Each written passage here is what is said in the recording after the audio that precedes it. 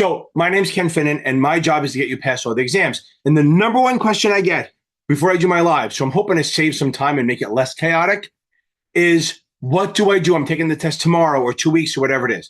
So let's, first of all, if you're taking it tomorrow, too late, you're fucked. Okay? No, I'm kidding around. Get some sleep. If you're taking it tomorrow, you should not be on my live. You should be getting sleep and you should be going over customer accounts. Literally any exam you take, literally any exam, you should probably read customer accounts. I have crash course videos you can watch, playlists you can watch. Go watch those and get some sleep.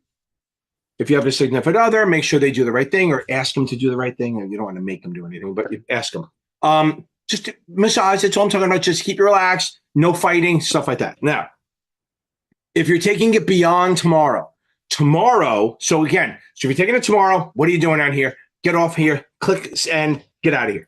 If you're taking it beyond tomorrow, so let's say you're taking it in 2 days. Tomorrow is no testing. It's adding knowledge, reading customer accounts, going over videos, hopefully my crash course videos or others. Bottom line is you don't want to stress yourself out. You don't want to take a test. I'm not a fan of testing. Some people like it. I disagree with it because if you go bad, there's no upside. If it goes bad for you, you're screwed. So I say, don't take a test tomorrow. Take it easy. Around dinner time, you're done. I don't care if you're taking the test at 5 o'clock at night. At dinner time, you're done. Okay? Don't do anything. Again, the night before is always kind of go out to dinner. Don't go, pounding, going fireballs, but just literally go out to dinner, maybe talk to people who aren't involved in it, who don't care about the test, don't want to hear it. You want to do stuff that just relax you. If you have SDC or Notman, they have these little sheets that you can go through. Maybe the day before, make sure you go over it like hot sheets or key topic stuff or crunch time facts. Again, I have crash course playlists, a whole playlist on almost every test you can take. Now, let's say you're taking it more than 2 days out. So what you want to do is within the up to, but not including the last, I don't even know if that's right. The last 8 to 10 days is testing, okay? Before that, you're reading and quizzing and testing, all that. A lot of focus on reading, mostly focus on reading, watching videos, adding knowledge. But in the last 8 days, not including the day before, so whatever that is, so 10 days before, you're going to take tests every day. One test, not two. If it's a 63 of the SIE, maybe you can take two. But again, I don't think it works that well. Oh, I feel the heat on my back. I really just want to turn around and take a dive. The problem is when I go in there, there's a manatee warning. The boats have to go around me. I have to wear a flag saying manatee, don't hit me, stuff like that. Now, up to but not including the day before the test, you are to take one final a day. Now, remember something. When you do a final, review the whole thing, not just the wrong answers. And what you're going to do is you're going to kind of do a triage. There's really 3 or 4 choices. You look them over. If you got it right for the right reason, you're good. Move on. Make sure you read the answer why, okay? 2, if you got it right for the wrong reason, mark that down. You have to review it because if you got it right because you guessed, that's just as bad as a wrong. Almost more dangerous, right? Because you think you got it. 2, if you got it wrong because you misread it, which happens with the Kaplan, Past Perfect, STC, even Achievable, all of them, you can misread it. If you get it wrong because you misread it, but you knew the concept, don't worry about it. The last one is you got it wrong because you didn't know your shit. That you have to review. So really, you're going to have 4 choices, mark them all, and then if you got it right for the right reason or wrong because you misread it, but you understand the concept, don't worry about it. The ones you have to review are the ones you got right for the right reason, and then the ones you got for the wrong reason. The ones you got for the wrong reason. See, when I talk too fast, my brain is here, my mouth is here, and they're not in conjunction. And then ones you got right for the wrong reason, like guessing, and then you got to be honest with yourself. Don't be like, oh, I think I know it. Or the ones you got wrong for the right reason, I guess the right reason to be wrong, you don't know it. If you're starting to memorize questions, buy another QBank. STCS 4 supplemental exams. If you want, buy Kaplan. But again, you don't want to add a new QBank in the last few days. You want to do it out so you can literally get used to the question because you don't want to switch it up the day before. Again, you need to go in there like a badass. You need to go into the test like I'm going to fucking own this shit and you're going to run it, okay? You got to go in there confident. You got to understand that if you go in there confident, if you go into this test as a confident badass, not cocky, confident, I know my shit, then when you see a hard question, you're going to go, oh, I can do this, okay? And you can work through it or even mark for review, shit like that. If you go in there where you're not sure and you're like, oh, I'm afraid, then every hard question is going to look to you like, see, I knew I should have waited. And that's a bad thing because you won't try it. I've seen that so many times where if you give someone positive confirmation of good work, they're willing to work a little bit harder on the question. If you're like, oh, I'm not ready, they go, oh, I knew I wasn't ready. They give up. We don't want give up. We want you to attack it like you know your shit, okay? And that's literally it. You maybe want to watch some of my exam walkthrough videos, join my live, but not the night before. I don't want to see you the night before. I want to see you after you pass so we can play a song for you and blow it out your ass, okay? Good. Okay, everyone, go beat this thing. You got this. I believe in you. I 100% believe in you. And you need to say every morning, get up in the morning, brush your teeth with your offhand, even if you want to brush your teeth with your foot, and keep saying, I'm going to pass this. I'm going to pass this. Say it like 10 times with confidence. Not I need to pass it. Not I got to pass it. I'm going to pass it. That's your goal. Go beat this thing. We got it, baby.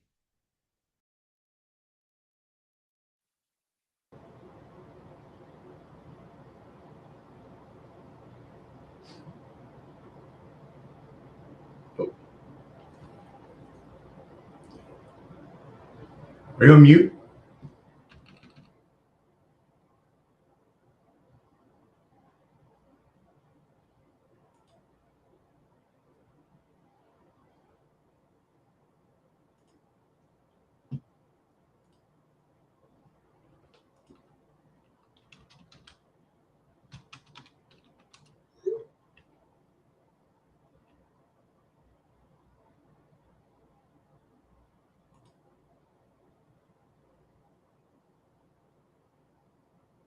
Can we all hear me now? Yep. You couldn't hear me before, right? I wonder why. Maybe because I didn't have it on, but that's okay. So now, okay. I heard the action. So first of all, guys, thank you for joining us. So Victoria, thank you for joining the options. You're gonna love them. I swear to God. Where are we? And there we go. Kevin, you're gonna love the membership. Chris, Jonathan Melkor, I see upgraded to the options videos. Lip Sloan, I like that. That's like somebody I would date. No, I'm kidding. So okay, now they wouldn't date me, but I would date them. Okay.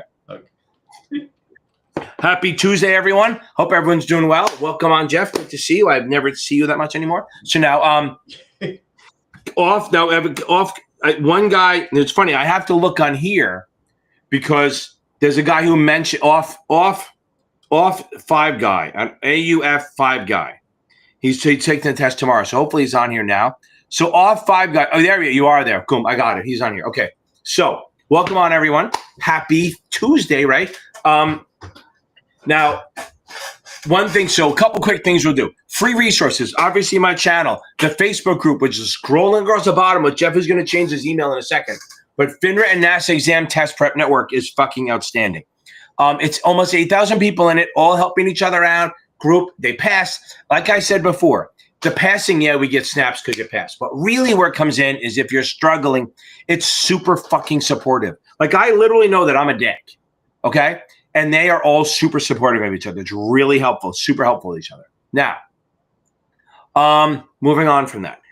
If you just need a custom study plan to just help you get started before you judge. Some people, they will hire me to do the tutoring, right? And sometimes maybe you don't need the full hour. So Jeff does a custom study plan. It's like $25 for like 40 minutes, 20 minutes. And he sets on a plan. And then what you can do is then the next week, either you join the memberships or you start tutoring with me or one of the tutors. That's probably the best way to do it. Because as we were talking about before, if you do this, meet with me, either me or one of the tutors, right? Look at my new sign. You like this sign here? You got this? My wife, I almost said mom, that's Freudian slip. My wife bought me that about 3 years ago and I finally just put it up. I actually had to buy a remote because it's been so long. I had to go order a remote from Amazon so I could turn it on. We can go crazy, right? We go, oh, give you a headache. Oh, I feel like I'm at a bar.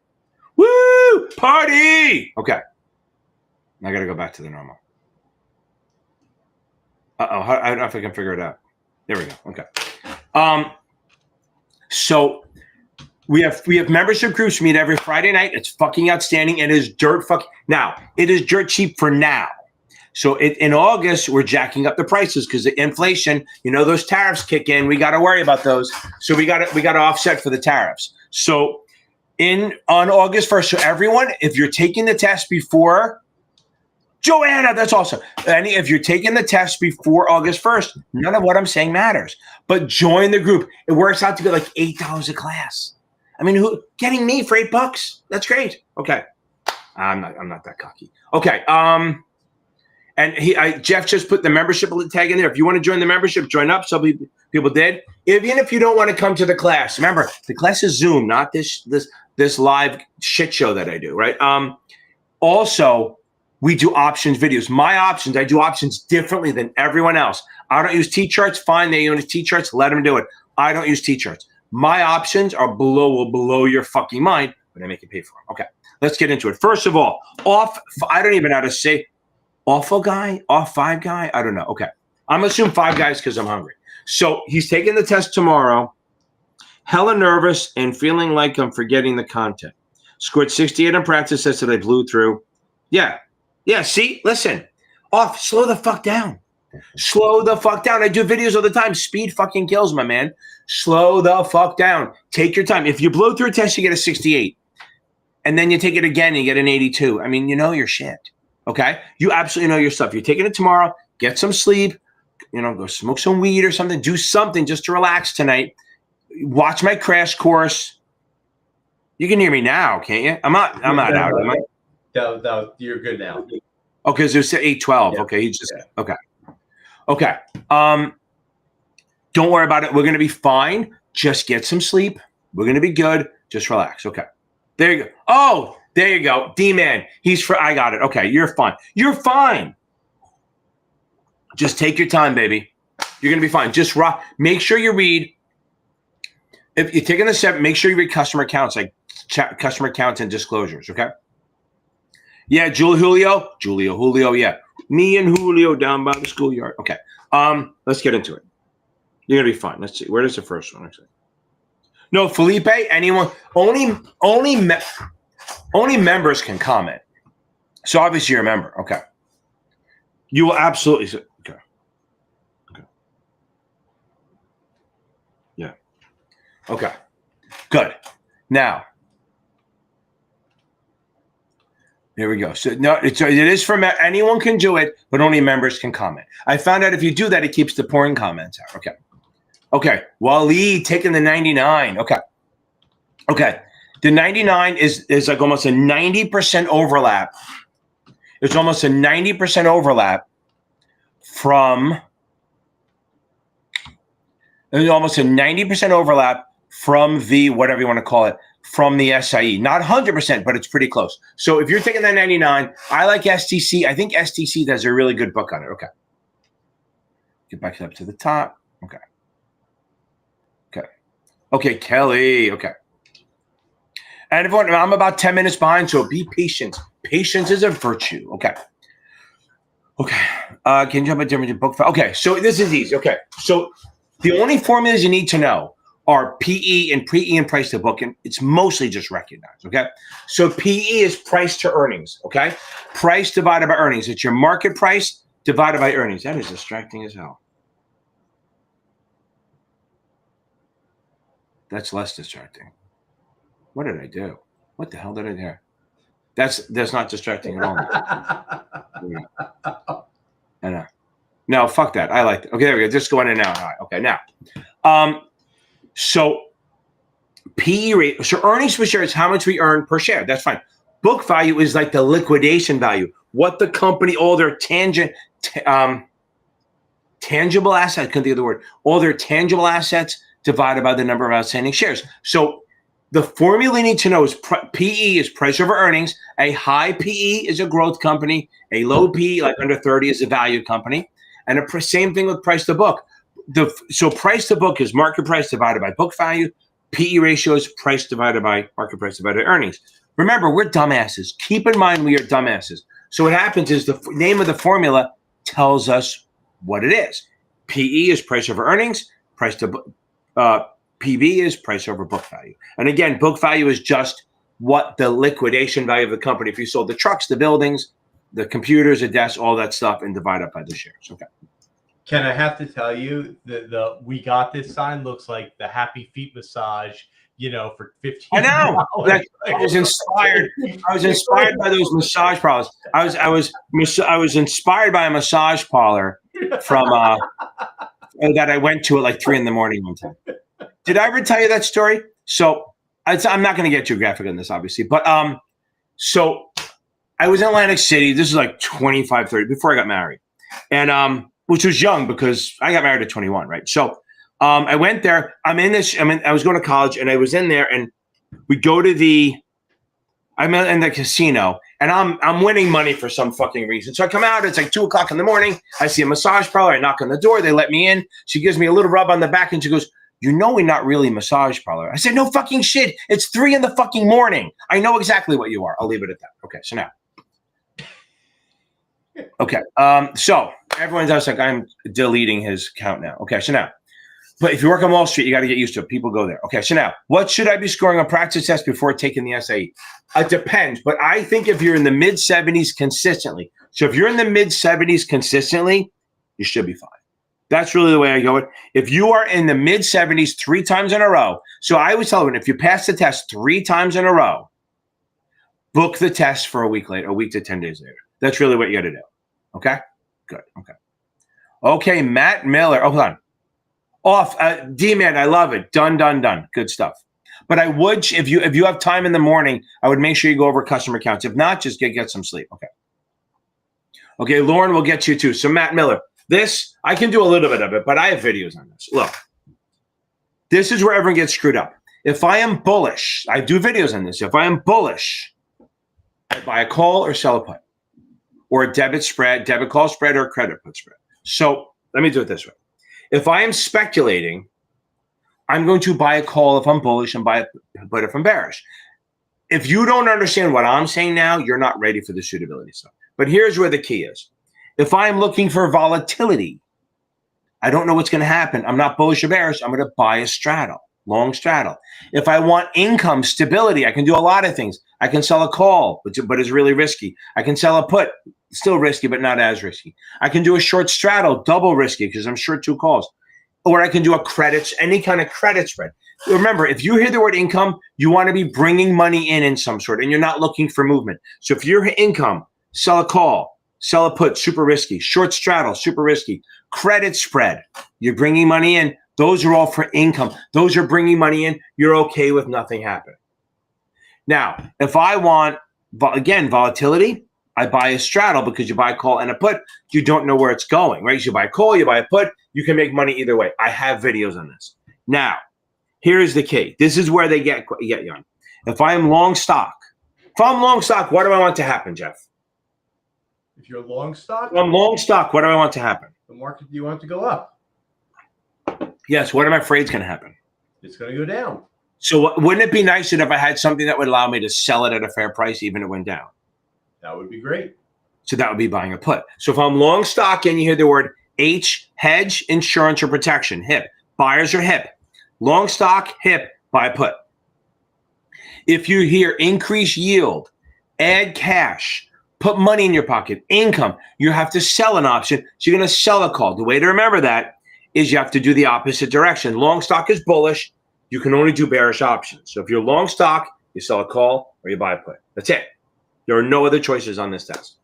If I'm short stock, I am bearish. I want it to go down because I borrowed it. I hope to buy it lower so I can give it back.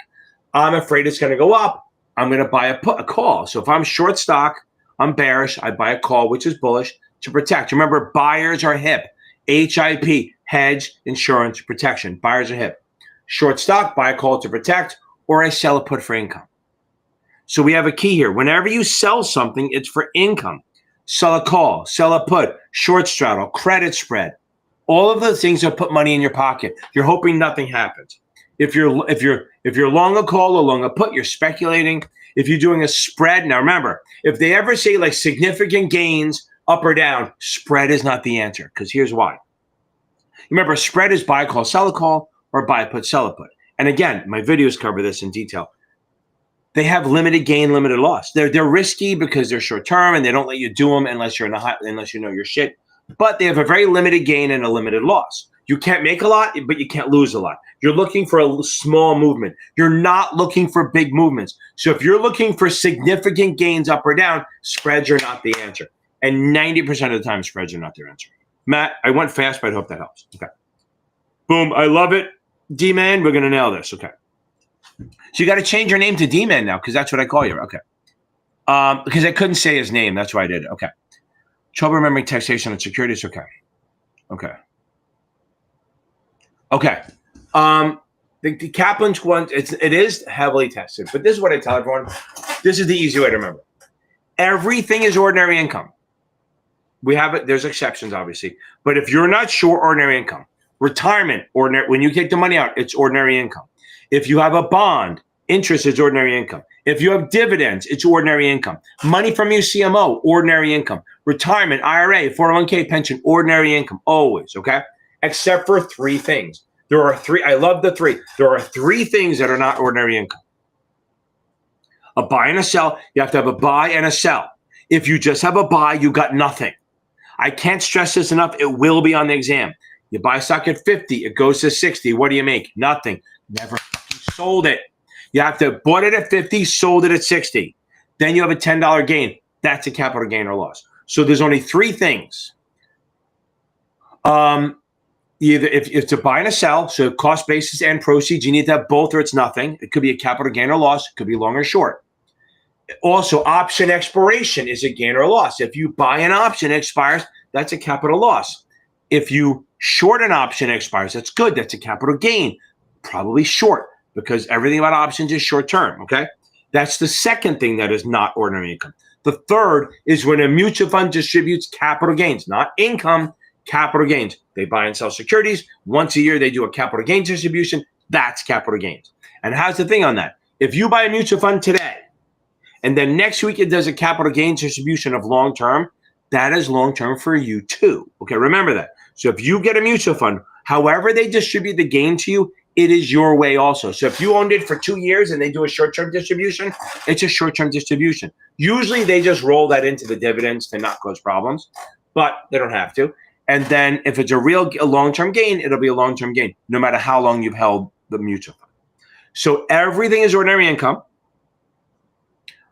Three things: buy and sell, option expiration, or mutual fund distribution of a capital gain is not ordinary income. You might have to learn, if you're taking the 7, you might have to learn about accretion and amortization. So if you buy a bond at a discount, a zero coupon, an OID, you must accrete. You will have to accrete it up every year, and that's going to be taxed also, unless it's a muni. Also, this is the big one. There's only 7 things that are not taxable. Everything else is taxable. It's weird seeing my reverse, like the finger over here. So it's 7 things that are not taxable. I'm going to say it real quick. Bills, notes, bonds, SIPs, and strips, GOs, and revenues. I'll say that again. Bills, notes, T-bills, T-notes, T-bonds, TIPS, and strips. They are taxed on the federal. The interest is taxed on the federal level, not the state. GOs and revenues are taxed on the state level and not the federal. And if you buy it in your own state, you might not even pay state on that. Again, I have videos. If you look at my crash course, Lauren, if you look at my crash course playlist, I have a video called Taxation and Options and just straight up taxation. It solves most of your problems. And then if you really want to do it, as I'm about to talk about Felipe, it is there's accretion and amortization. But I'm not going to do the math on here because you can do that yourself. I have a math video. Now, here's the deal. Just remember this. Things either have to be accreted or amortized, or they don't, okay? So it's easy. Achievable has a May hammer, which is good to remember. I think past perfect has another way. Kaplan has a way. SIE has a way. I think mine's simple. There's only 2 things that have to. Everything else is a must. Everything else is a may. So OID, what's OID?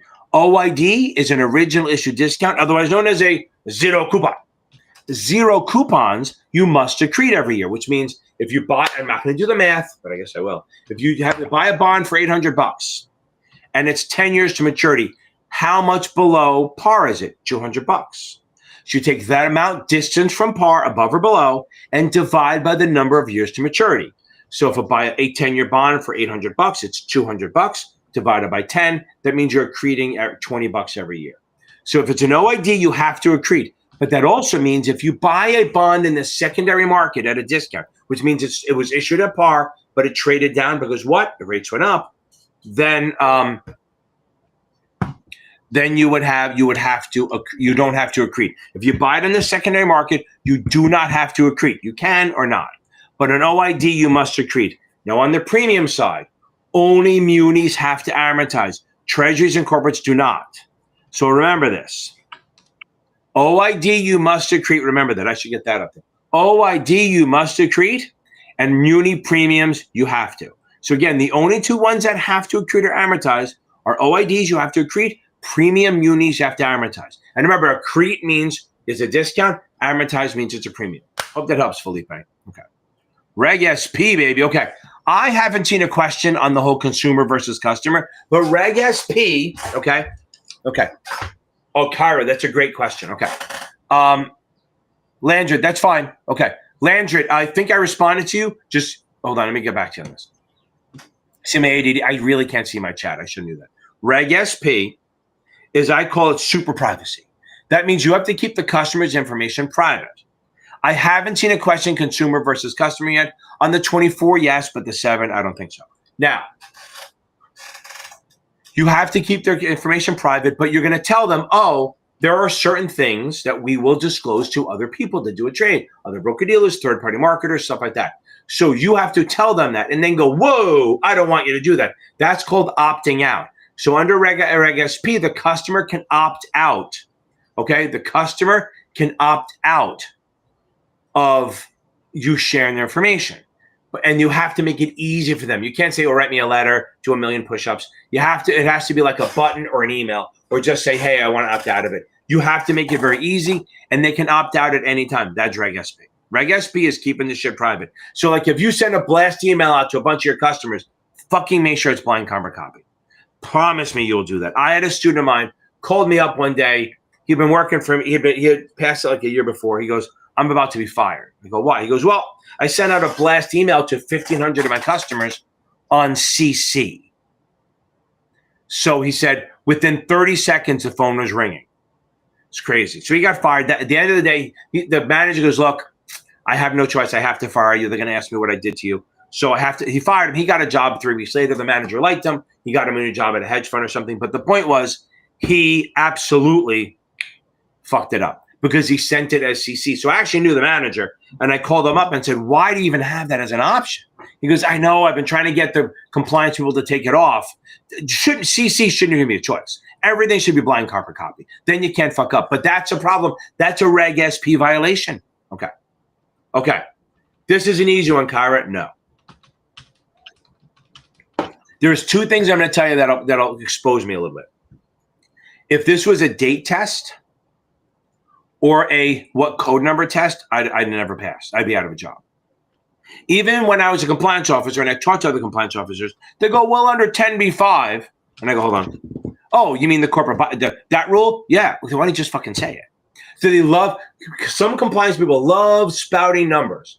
Doesn't fucking mean anything. Okay. So you do not have to worry about numbers or codes other than maybe a couple like Rule 147, intrastate. Rule 144, selling securities that are restricted or controlled. Maybe Reg D, certain things like that. You will not have to know numbers. Like if they give you a number, they will follow it up with a little story. Like they'll go, like under 147, who cannot buy on it? And there'll be 3 people in the state and 1 out of the state. Or they'll say under 10b-5, which is a violation. So then you know it's a violation. Stuff like that. So it's going to be, they're not going to make you know the rule number unless they give you a story to explain what it is. Okay.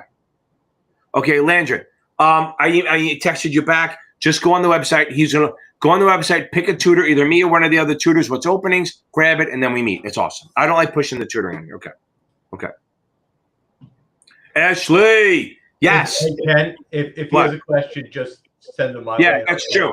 Shoot it. Yeah, hold on. The right tutor. There you go. There, that's his email.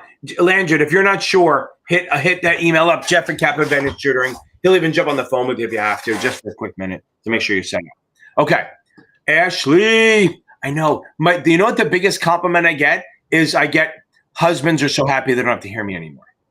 That's their favorite. They just love the fact that they don't have to hear my fucking voice anymore. I had a couple people. Okay. Here we go. Hold on. But yeah, I see at the beginning they can't hear me, but that's okay. So here we go. Here we go. Back to this. Okay. I had one lady. She said she played my podcast, which is it's called Series 7 Whisper. I changed it to from Blue Collar Finance. It's Series 7 Whisper. Everything other than this, my TikTok, my Instagram, that's my YouTube, obviously. My TikTok, my Instagram, there's Instagram, and our podcast is Series 7 Westward. Makes it easy to find. So many fucking views on that thing.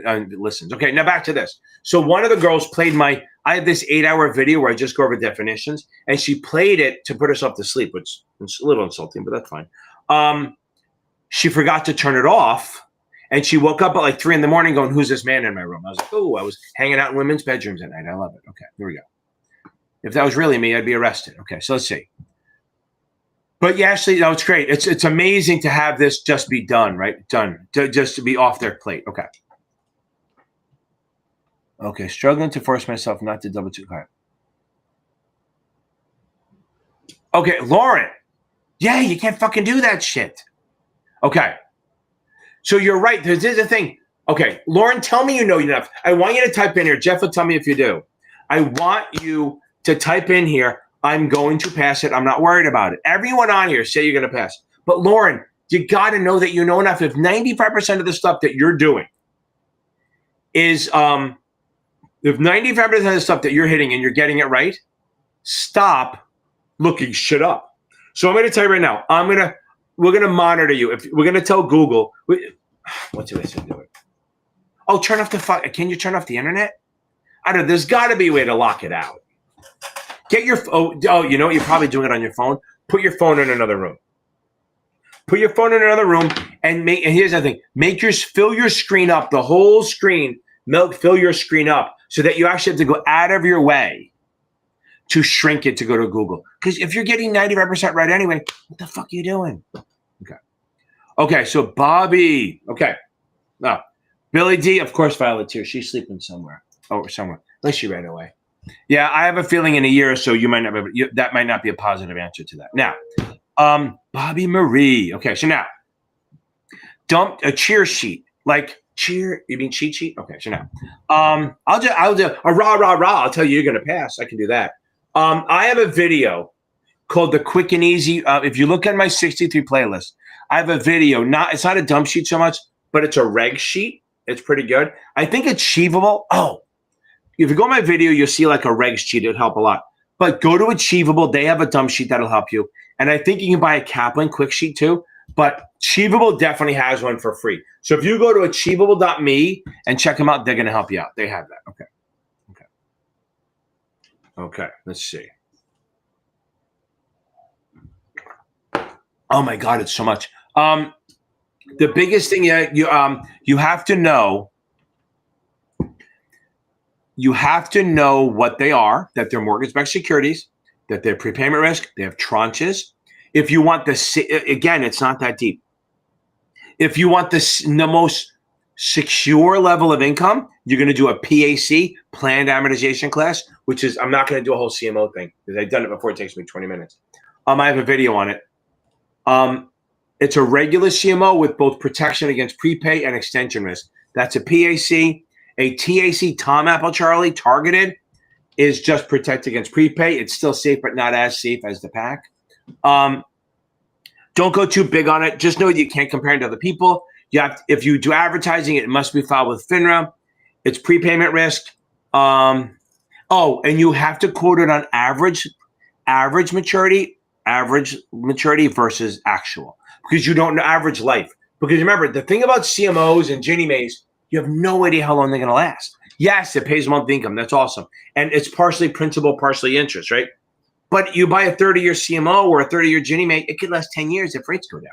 Like if you bought a CMO right now, I guarantee it won't last more than 5 years. Because in the next, if Trump keeps attacking Jerome Powell, they're going to start raising rates. Okay, good stuff. Okay, let's get into it now.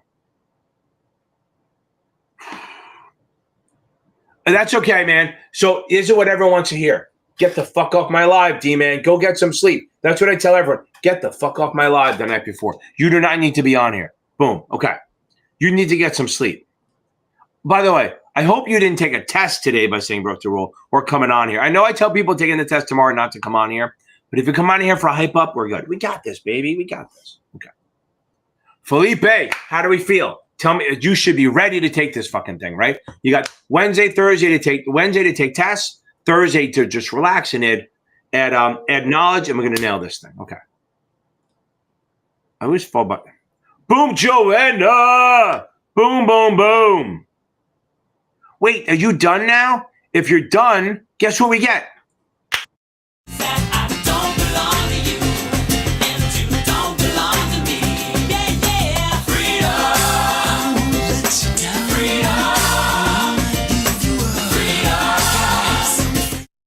You never have to watch me again. How great is that to never have to listen to my fucking shit ever again? That is outstanding. Okay.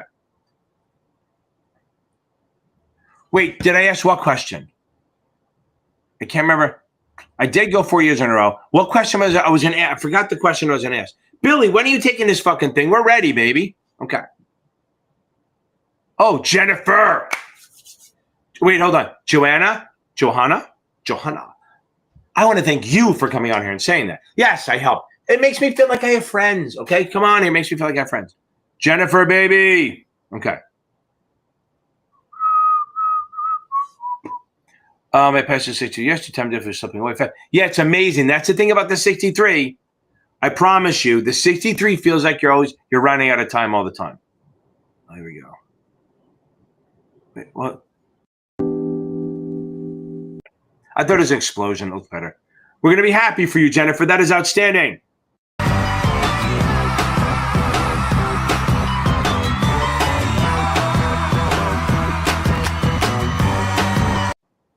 Boom, baby. I love it. Outstanding. So I asked both of you, any surprises on the exam or any surprises on there? Okay. Here we go. Look at this.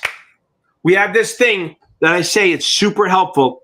People join in, they sign up, and then Jeff will help them get on a study plan. And like we talked about, he sends you, helps them out, tells them what to do. We don't push anything. But I always say the best thing is you join the study group and you do like 1 or 2 student tutoring sessions a week. Because I'm a fucking tutor. I need your fucking business. Okay, so now.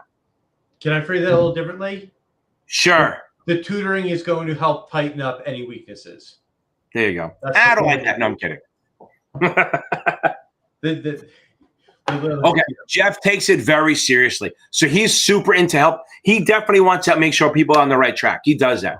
So if I joke around too much, it's not because of that. It's because I fucking fuck around all the time. And I'm tired. Okay. So no, he had about 15 people the last week or so, right? Yeah. Yeah. All on track to nail this thing. Okay. Okay, random topics. Okay, Ethan, don't worry about it too much. But okay, I talked a little about it before. But look, so here's what you have to remember, and don't worry about too much on the SIE. It'll be there, but surface level. If you have a retirement account, it's either qualified or not qualified. Qualified means it's backed by the corporation, and the money goes in pre-tax, which means untaxed. And then when you take it out at 59.5, you pay tax on the whole thing at ordinary income. Remember, ordinary income. You must start taking it out when you're 73.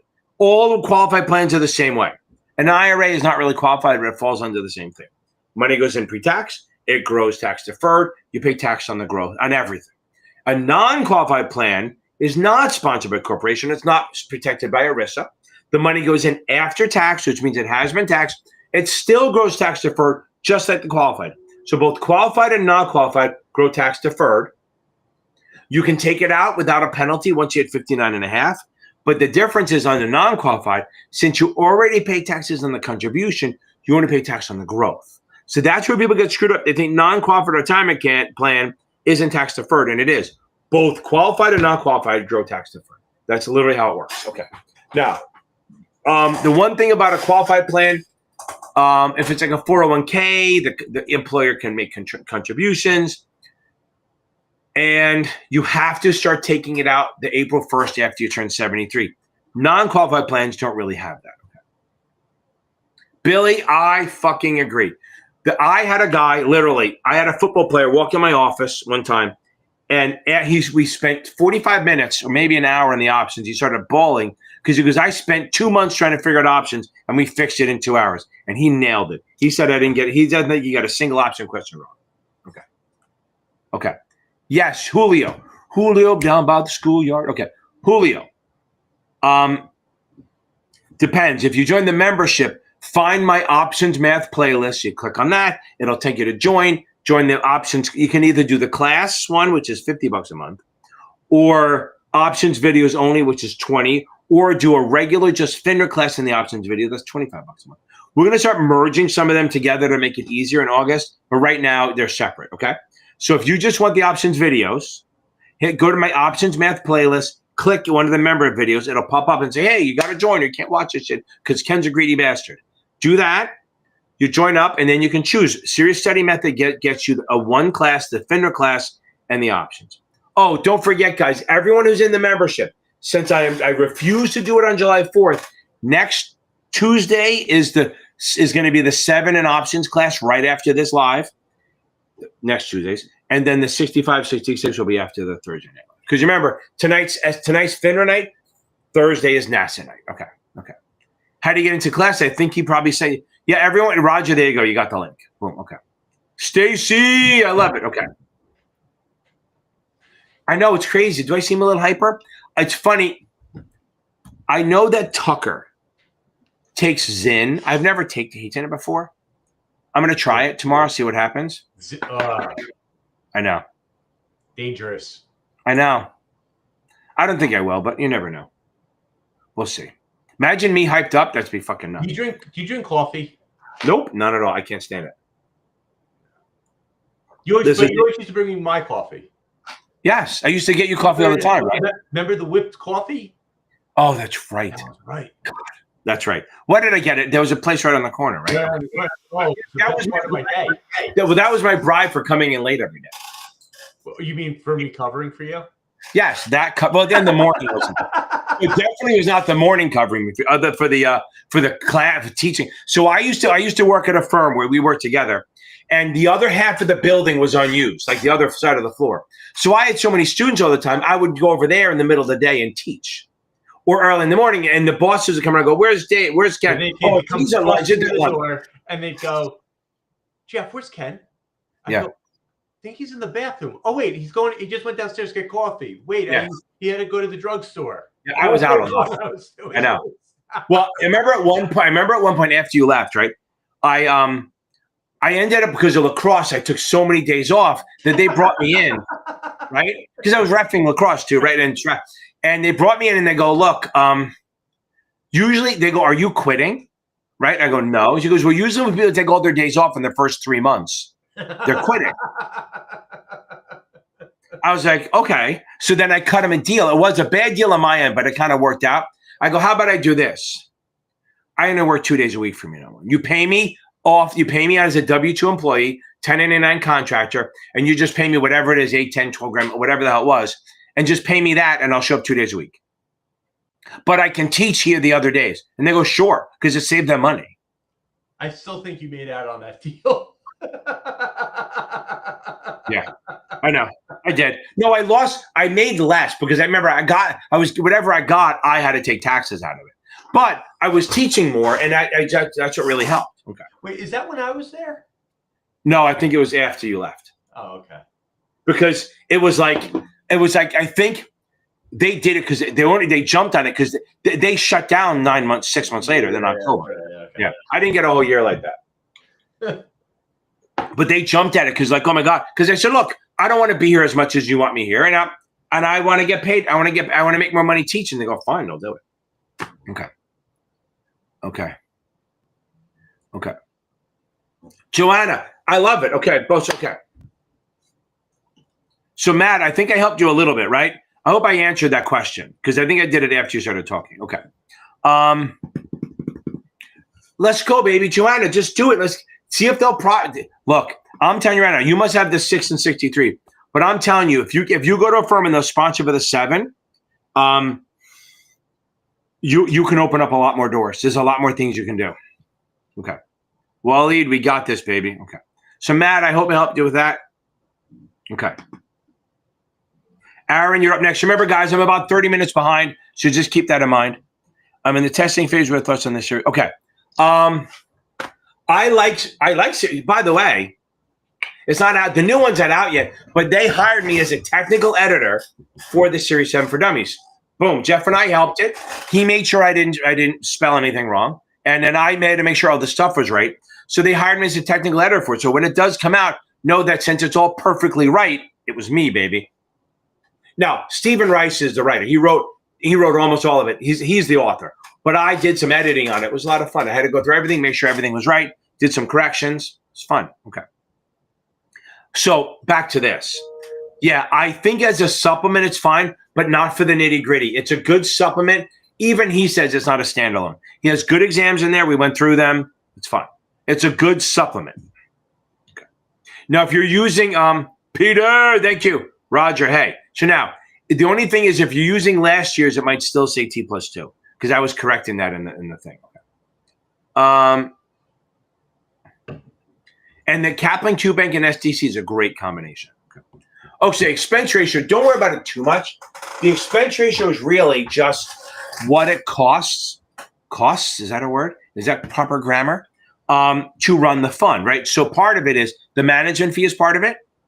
The commissions and markup, markdown they pay, any of the margin interest, operating expenses, and 12B1 fee. So the 12B1 fee is, remember, so 12B1 fee and management fees are part of the expense ratio, but 12B1 is not part of the management fee. And sales charge, this is what you have to know. Sales charge is not part of the expense ratio. Sales charge is not part of the expense ratio. Remember that. Okay. Good. Good evening. Okay, so if you're getting the 66, so this is so smart to get this shit out of the way before they hire you. Because I know I have one guy I'm talking to. He said they won't hire him until he has a 66. He has everything else. They said they would hire him, but they'll bring him in at a higher rate of pay if he has a 66 first. So it's fine. Get it first. As far as life and health, I think ExamFX is good. I think Kaplan is good. I think STC is okay. But here's the key. Go on YouTube and find the insurance queen. After you get the 66, go to YouTube and find the insurance queen. She's farther out than I am, but she has like pink hair and stuff like that, but she's awesome at what she does. So she really teaches the stuff well. So I was gonna foray. Okay. I was gonna foray into the insurance stuff and start doing that. But then I realized somebody did it already and really well, so I didn't want to jump into that because I was like, what the fuck? Why do I need to go there? Okay. And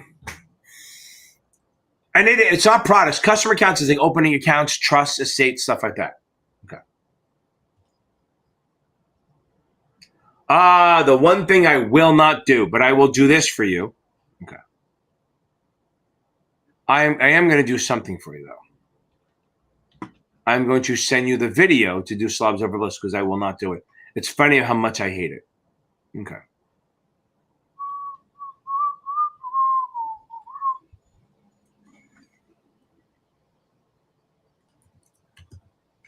Slobs over bliss, my friend.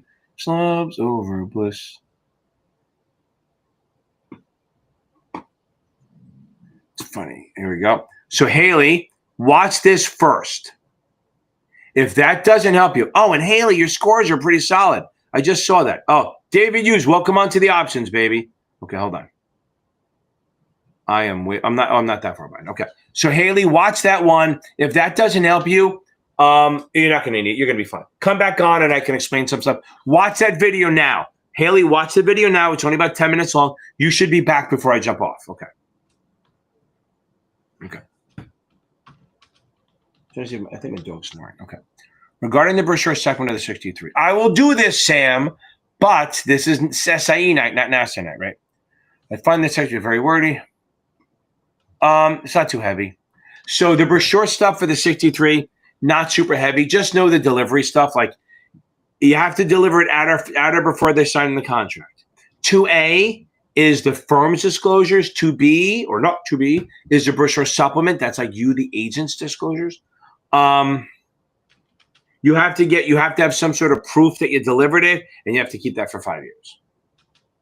And that's only for IAs. Remember, the brochure is only for IAs, not for broker dealers. Also, you have to have it signed at or before the signing of the contract. However, the states add a stipulation that if you don't give it to the customer, the brochure, 48 hours before they sign the contract, the customer gets 5 days to back out. Okay.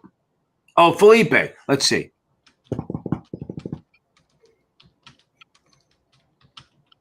Okay, I would do another test tomorrow and then spend all day Thursday watching the crash course, going over, I don't know if you're STC or Kaplan, but if you're STC, go over the crunch and facts. If you're Kaplan, get that quick sheet, go over my crash course.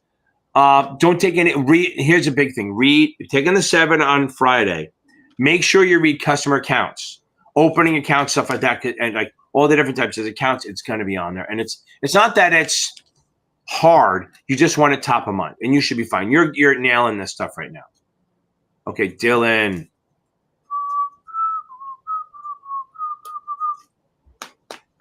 Okay. So tonight, so you got to go to bed. It depends what you think. If your thing's in the morning, right? I would spend, since I wouldn't take any tests tomorrow, but I would spend tomorrow during the day watching videos, watch the crash course, read. If you're, I don't know, STC, go over the crunch time facts. Make sure you know that. Make me get a quick review of mutual funds and annuities. Make sure. Here's the thing: you need to make sure your option. I hope this is the 7. I don't have the 7 of the SIE. Okay, Lauren, that's outstanding. D-Man, that's outstanding. Let me get back to this. If you're taking the SIE, then don't worry about the options. If you're taking the 7, if you know the options well, then that'll pull you up a lot. Okay, but if you're taking the 7 and you don't feel good with options, well, think about moving the test or giving the old college try again. But if you're in the 60s to 70s in STC, you probably should be fine as long as you're not memorizing. But I don't think you should take any test tomorrow. Maybe if it's a 7, maybe a little option quiz, some questions to shake the cobwebs off. But make sure you read the crash course, go over the crunch time facts for whatever test you're taking, and make sure you read customer accounts. It's low-hanging fruit, and it's heavily enough tested. Lauren, we got this. Okay, boom. I love it. Hey, that's awesome. The 999, I love it. The 9 is a big one. Now the 10 coming, right? Okay. The 9 is not easy. A lot of people think the 9 is just options, and it is, but it's not options math. It's a lot of regs. A lot of people are screwed up because they don't really think it's all just option strategies. Since you passed that, let's see if this is a good one. One of these days, these boots are gonna walk all over you. What movie does that remind you of? Austin Powers. Okay, Full Metal Jacket. So, do you remember? You know what I'm talking about? When she walks out, she goes, "Me so horny, me love you long time." I was going with the 60s vibe. I know, but that's what this was. 60s vibe too. I get it. That's the difference between you and me. Yeah, it's a couple of years makes a difference. Did you ever see Full Metal Jacket? Yes, a long. That's with Private Pile. A long time ago. James Defoe. Do you know he gained 80 pounds for that role? Oh, that happens all the time. But that was his first acting job. He did a good job. Yeah. And Arlie Army was a real drill instructor. Okay, Pop. Now we're back on that. Sorry about that. But popcorn, that's awesome. Any surprises on that shit? Okay. Yeah, Jordan, I agree. I am telling you right now.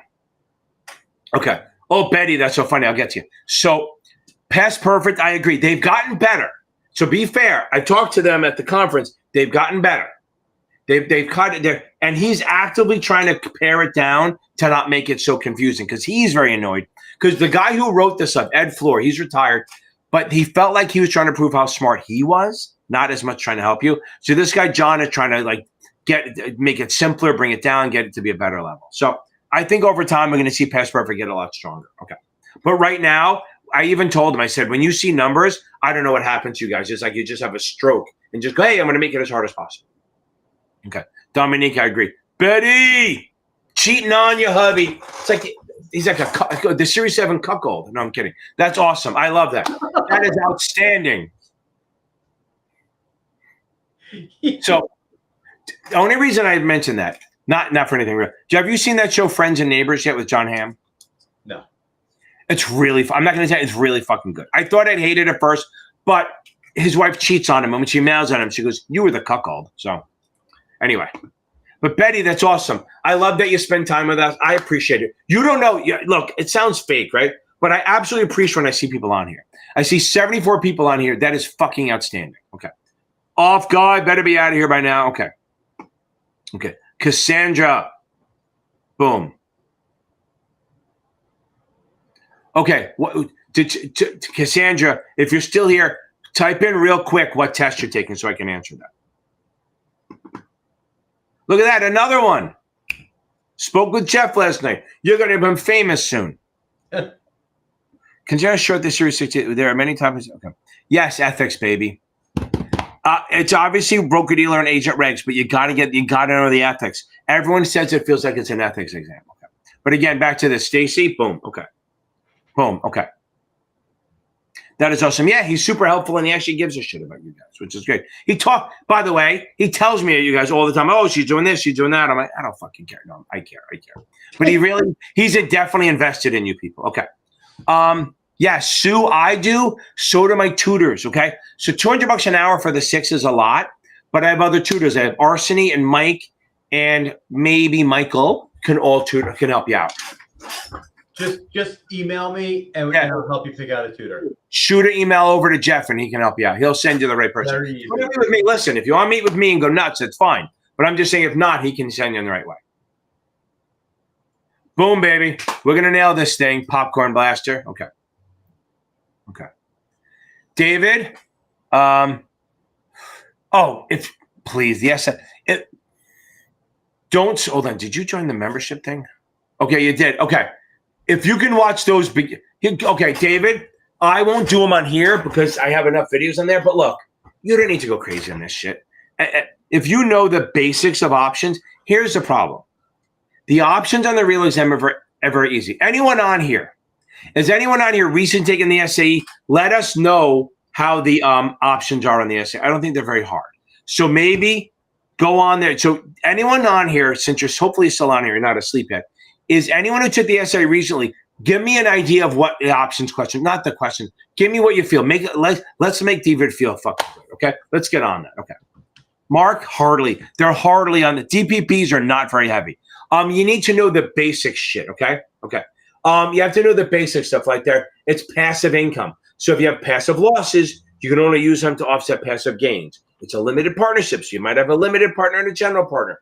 Real estate limited partnerships, oil and gas and equipment leasing are the main three. Remember, they pass through the gains and the losses. What the fuck does that mean? That means if they have a loss, doesn't mean you owe it. It means you get a write-off, because losses are like write-offs. Like when you do your taxes, you write off the fact that you have kids or a mortgage or shit like that. Well, not a mortgage if you live on the East Coast, but all that stuff are write-offs, which are called losses according to accountants, okay? So these losses are considered write-offs, and that's what limited partners do. They'll pass it off. So they'll pay you money, and then at the end of the year, you get a K-1 saying this is what you made, these are what the losses are. You can use these losses to write off your gains, okay? Oil and gas, remember there's 3 types. There's exploratory, which is like wildcatting, drilling where there's no oil. Then we have development, where we're either drilling where there's oil already, or we're taking a oil and gas, an exploratory one, and turning it into an income one. And then we have income, or production, which is a selling. So exploratory is the riskiest, development is the middle, and income is the safest. Now, there's 2 write-offs that you may get. There's depletion, which is when you sell something, oil and gas, stuff like that. You're selling the oil, you get to write it off. Or depreciation, which is like for real estate, you have products. Okay. You have products. Okay.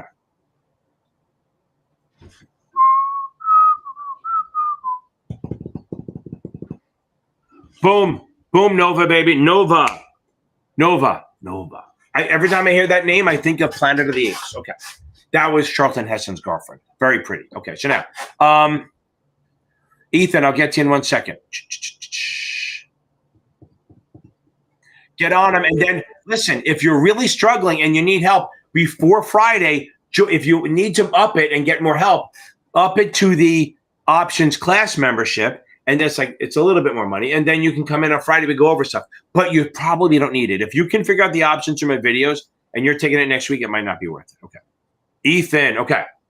Yeah, that's it. Remember, here's what I tell everyone.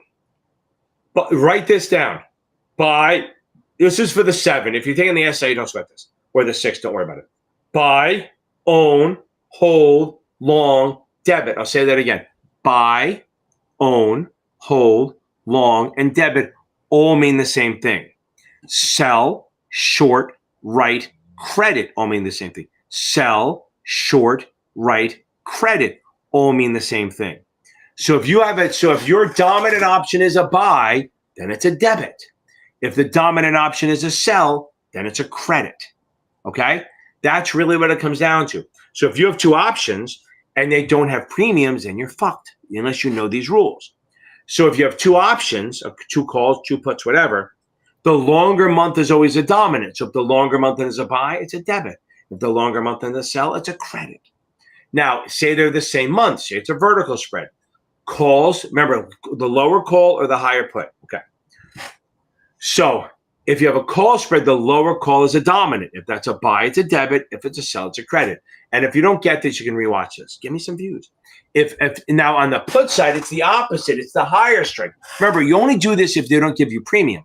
If they give you premium, it's easy. The higher premium is always the dominant. Okay? So follow these rules, but it's easy to find. On the put side, if you don't get a premium, the higher strike put is a dominant. That's a buy. It's a debit. It's a sell. It's a credit. Okay. Hope that helps. Catching up. Yes, I love those things, right? Okay. Boom. Those things, it's amazing how those little tiny things help. So no, I always tell this. If a broker-dealer, if on the exemptions for the 63, no office, no retail, no register. If you don't have an office, you don't have retail, you don't have to register. And you can remember a couple of things. If you want to sell a security in a state, one, you got to be goddamn registered. That's the agent has to be registered. And two, the security either has to be registered or exempt or an exempt transaction. One of those three has to be a yes. Simplify this shit down. Get this shit as simple as possible. Okay.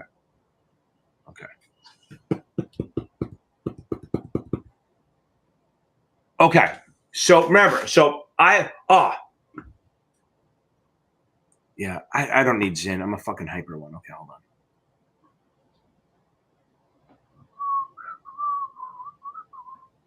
And Ken, when you're reading that, just because everybody's on here still, it looks like. Yeah. You'll get to all the questions. There's a lot of questions coming in. So there are a lot? Yeah. Okay. Don't anyone fucking leave, baby. Don't leave. He'll answer them. I will get to them. Even if we're here till fucking tomorrow. Hold on. Where am I? I'm finding it. I have a good video for this for you. I think it's in here too. And it's on the free side. Okay. It's like literally everything here is free except for the membership classes, which are outstanding, and my option videos, which are great. Okay. Who was it? Where are you? Oh, Victoria. Got it. Okay. Nova. Okay. Look. So Dave, I hope that helps a little bit. Oh, the beast. We'll talk. Hold on. You see this one?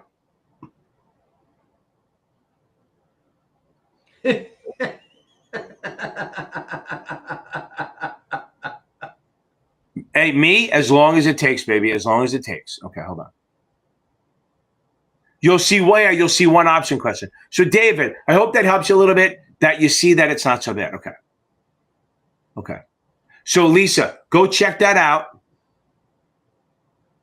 Go check that video out. It helps you identify. A lot of people print that shit out or take a picture and they do it. It's a great chart that I just put in there. Okay.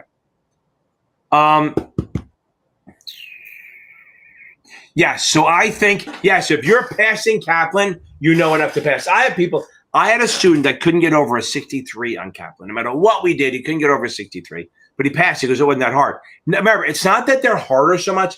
It's more convoluted. So if you're getting them wrong, I guess that makes it harder, right? But the 7 exams is harder, okay? It's hard. So it's not like it's tricky. That's a problem. The vendors are much more tricky. If you really want to find out whether you're ready or not, for anyone who's taking the 7 in the next week or so, and if you want to know you're ready, find my video where I go, can you take this brutal exam? I promise you, it gives you the same vibe as the 7. It really does. It gives you the same way it's worded, all that shit. I promise you, if you pass that, you're ready for the test. So yeah, try that one, Lauren, and you'll be fine. Haley. Odds are passing. High, high, high. Very high. Okay. As high as the sky. That's fucking awesome.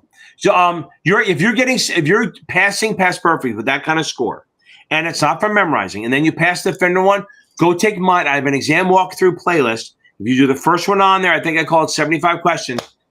That's going to give you the same vibe. You're in good shape, Haley. Okay. Hail Haley. She's going to be passing this thing. Okay. Yeah. Once they put like 1 or 2 option questions on the 63 note just to fuck with you. Okay. Victoria Nova. Victorious. Okay. Relax, baby. Oh, Victoria, did they help? So get the anxiety out. I don't know. I was going to say something gross, but do something to get rid of the anxiety. Okay. Whatever you have to do. Remember, here's the better one. Whenever you think of anxiety, remember, this is the thing that got me, okay? The chemical that, if you're anxious, that's the same chemical as being excited. So I want you to start saying, I'm ready for this fucking test. That's why I tell people to say it. I want you to say, I'm damn fucking excited to take this test, Victoria. That's what we're doing. Victoria is going to be victorious, okay? And if you really want to challenge yourself, do my video, can you pass this brutal exam? That's going to, you might even see a question or two that you might have seen on the test. I don't know. I'm not saying you will. I'm just saying it'll help you a lot. Okay. But I'm glad the options helped you. I think the options membership is outstanding. Carter. Okay. Giovanni, stay on there. Not. Don't worry about it. No, listen. So a fundamental versus technical, I usually blow that shit off, but you don't want to do that. But look, you have to know the difference between fundamental and technical. Fundamental is no fun. It's all about the balance sheet and all that stupid shit. Technical is about trading. T for trading. Technical is trading, okay? That's like overbought, oversold, trading momentum, support, resistance, head and shoulders, saucer formation. Yes, exactly, all that shit. Now, as far as fundamental goes, it's the earnings per share. Now, look, the name is on the fucking thing, right? PE ratio, price divided by earnings. High PE is a growth, low PE is a value. Earnings per share. The only one you have to know, those are the 3 you have to know. Earnings per share, PE ratio, and dividend payout ratio. Dividend payout ratio is the amount of dividends you pay that the company pays versus their earnings per share. So it's dividend paid divided by earnings per share. If you know that, most of the time they just want you to recognize it, not fucking do it. Okay. How long is alive? As long as I'm alive. Okay. Giovanni! That is outstanding. Hope this is a good one. Let's see. There's a place you can go. I said, young man, when you're short on your dough, you can stay there.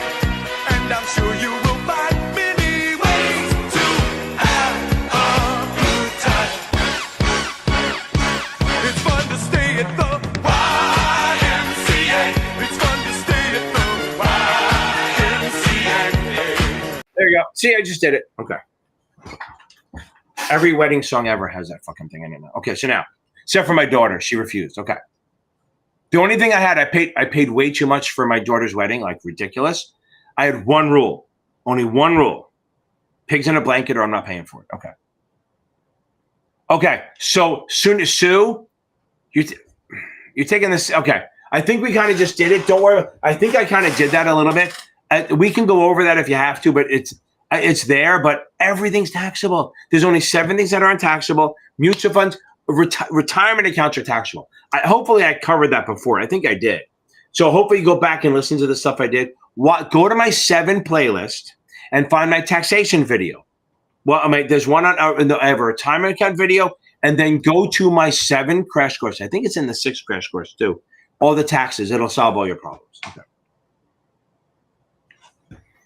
Oh, Victoria. Victoria had the same idea as you with that song. Okay. Austin Powers. How heavily tested are customer? Okay. No. It's Carter. It's super straightforward. Okay. So retail versus there's 3 levels, right?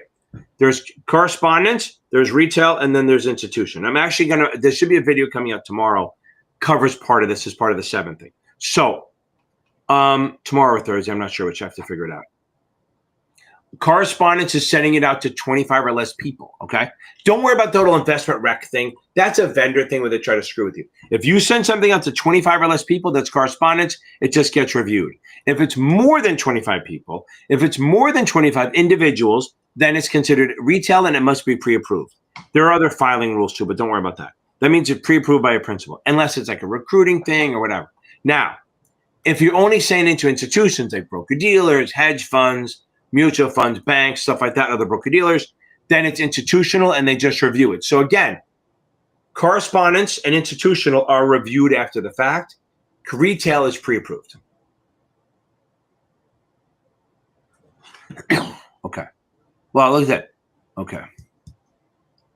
Yo, you're ready. Last minute tips. Watch my crash course tomorrow. And Bryson, you're in great shape. You're scoring 80, 90. As long as you're not memorizing, you're rocking this thing. Watch my crash course, read customer accounts, and then go take this back. Okay. Okay. There you go. You will see it.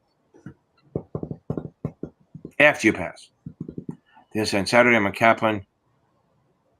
Yeah, no, I mean, here's what you do. Keep taking the practice exams. If you're not at least in the 70s by Thursday, or say maybe if you're not sure, I know I'm against taking Friday, but if you're borderline, maybe take one. If you're in the 70s by Friday, take the test. If you're still in the 60s and you will get in trouble, push it back a week. I'm not a fan of moving tests, but if you're not getting in the 70s, again, with Kaplan, you can score high 60s and pass. But I got to think that if you're in the 70s, you're in a better place. Okay.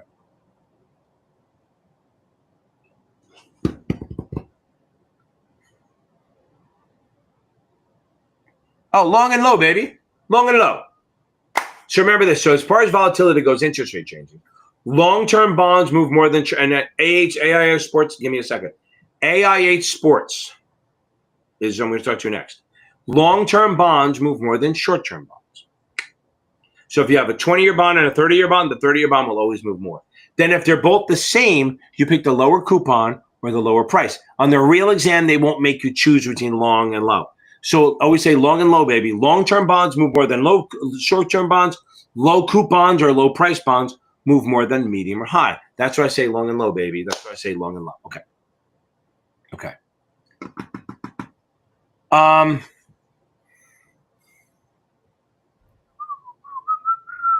Do you want to know tips for the Series 99? Yeah, not really, but it's not anything I say by the way, watch my SIE crash course. That'll help you. That'll help you a lot because there's a lot of overlap. There's not much difference in the SIE and the 99, but people do run into trouble. Okay. Oh, you're going to do Cassandra, Jeff, because you want to roll back and see what she asked. She's taking the test in a couple of days. NP, maybe 20 questions, between 10 and 30 questions. But again, remember, here's the thing on the option stuff. It's going to be half math, probably half suitability. Like if I'm long stock, do I buy puts or buy sell calls, stuff like that. That you would do either one of those. Okay. And then Felipe, I'm glad I found you too. Okay. Okay. Did you see what Cassandra asked? No, I'm looking for right. Yeah, I think she's up. Series 7. I asked her about 20 minutes ago, but it takes a while to come through. Okay. I'm trying to find her. Where is she? There she is. You found it? Oh, I think go back before that. Yeah, she did with Series 7, right? She asked when she wanted some advice. I might have gone back too. I went back too far. Hold on. I'll go back. Oh, I have 10 days left and I'm scared and scrambling. Not sure what to focus on. For the 7. Are you scrambling because your scores are low, or are you scrambling because you don't understand the concepts? That's the question. But let's assume her scores are borderline. Her scores are what? Borderline. Borderline? Yes. I would say I would look at the breakdown of each of the exams and see how you're scoring. You want to make sure you're scoring consistently in like that 75 to 80 range as you're getting closer to the exam, but across all topics, because you don't know when you go in for the exam what questions you're going to draw and which ones are going to be potentially more heavily focused on, when you go in for the 7. So you want to have a good understanding across the board. So if you're scoring above the 70s in all the topics, that's good. If you're doing it and you're reading the questions and you're understanding the concepts, great. If you're memorizing, you might want to look at different questions like the Kaplan Cubac, as a substitute. But the most important thing is that you are understanding the explanations after the questions, and you're understanding why the wrong answers are there and why the right answers are. You want to make sure you're answering the questions for the right reasons. Right. I love it. Okay. Now I'm going to add on. Now let's say, where is she? How far back am I? Well, I'm still way behind, aren't I? Hold on. Yeah. These questions are still coming in. I know, that's great. Oh, we got Bryson done, me done, Cassandra, where is she? Okay. So I'm going to add in this. So let's say, here's the thing. So do whatever Jess says, but here's the deal on this. Now, add in specific things, okay? Make sure you have the options down, 100%. Make sure you're comfortable with munis and bonds. Now, you don't have to own it, but you have to be comfortable with them and know how to describe them and know who they're good for. And then work on the suitability. Do not worry about math. And like he said, if you're scoring anywhere in the close to 70s in Kaplan, with 10 days ago, you're in great fucking way. Okay. Kyle, yes, I was dropped on my head multiple times by my brother. Okay. Lacey, is it Lacey? Lacey Underall. Okay, so now, last minute tips. Tomorrow, no testing. Make sure you go over customer accounts. Find my crash course. If you have STC, go through the crunch time facts. If not, go to Achievable. They have a hot sheet that'll help you a little bit. But last minute tips, make sure you read the fucking shit. Here's the bigger thing. Make sure you read every fucking word. I can't say that enough. And this is the thing. This is what I tell everyone. You're asking me for last minute tips the day before. You either know it or you don't.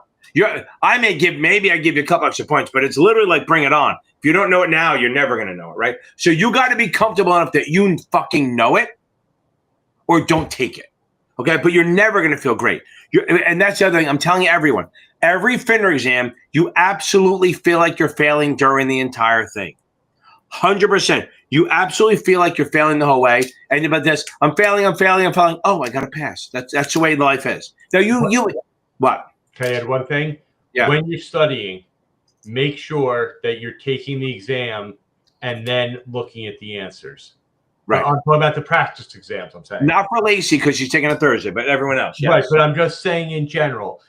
So, Lacey, if you've taken the exams and you look at the answers after you take the exam, the way you're simulating taking a real exam, then you'll be okay. If you're looking at it, a question and then the answer, you want to maybe take another exam and see how you do that way, by doing all the questions and then looking at the answers. Good. I love it. Acts, well, there's not that many of them, right? So there are not that many of them, but it's not really tested, but let's go through it. Act of 33 is the first one. So that's the primary act. That's your primary market. That's all new issues. And I just did, if you look at my complete SIE, I think the first two videos covers this. Now, Act of 34 is the second act. So it covers a secondary market and manipulation and all that shit. That's the last time it gets that easy. 39 is a trust indenture. That's for corporate bonds. Now, unfortunately, they have two acts of 40, and this is the worst part. It's the Investment Company Act of 40 and the Investment Advisor Act of 40. It's like, what were they thinking? They couldn't have waited a fucking year. So the Investment Company Act of 40 covers mutual funds. Investment Advisor Act covers federal covered advisors. Literally, they could have waited. They had to know that 80 years later, some kids were going to be confused by it. So again, 33 is primary. It's the first act. 34 is a second act, so it's a secondary. 39 is corporate. 40 is investment advisors and investment company. Other than that, there's not any other acts you have to memorize. Okay. Yeah, CAH, I agree. Mostly very, very similar. Yeah, very, very easy, basic ones. Okay. The Beast, I am so sorry. That's fucking sad. I'm falling back behind again. We're gonna get it again. Let's reset and just go back and spend the first 2 weeks reading a book. Maybe get a tutor. Maybe go join a study group. We have the thing tomorrow night. Remember, I started a new thing that we do every Wednesday night at 8 for like $15 fucking. We meet for an hour every Wednesday at 8 p.m. Only SIE. It's only for the SIE only. And then what you do is after you pass that, you roll into the next one. So tomorrow night at 8 p.m., it's the SIE only. Okay. But I would maybe try a new vendor, maybe get Achievable and go through the program. As you're studying it after a fail, you have to act like you're brand new to it. You have to act like you're brand new over this thing. Don't act like I missed by one. Act like you missed by a lot. Okay. Yeah, there's not a lot of options. Some people get them, some people don't. I love it. Isn't that funny? Yeah, I'm telling you, our age, Planet of the Apes was a shit. Now, remember, wasn't old enough. I was only 1 when it came out. But every time that's on, I watch that movie. Not the fucking one in 2000. The one from 1968 with Charlton Heston.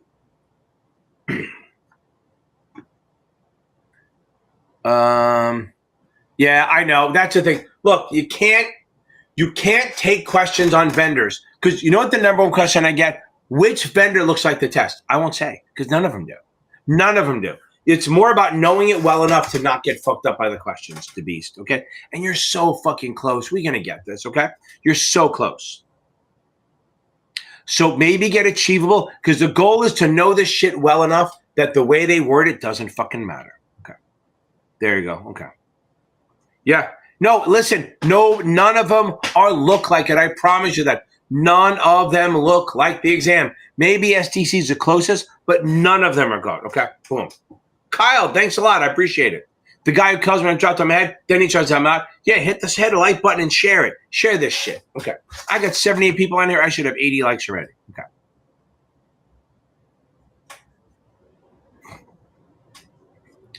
Lucy, I agree. I always tell them. That's why I say to go to the playlist, the crash course. But yes, if you're taking a test, I have a quick and dirty for literally every exam, except for the 99. I haven't done that one yet. I will. And the 24, that's coming up. But yeah, the quick and dirty, I try to cover everything you need to know.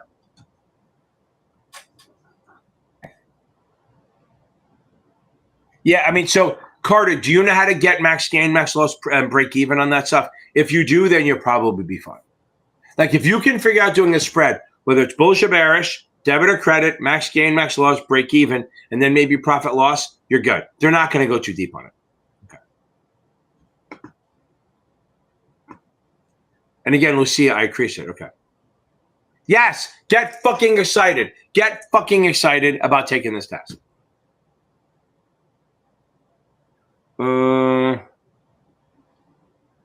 Yeah, Kaplan.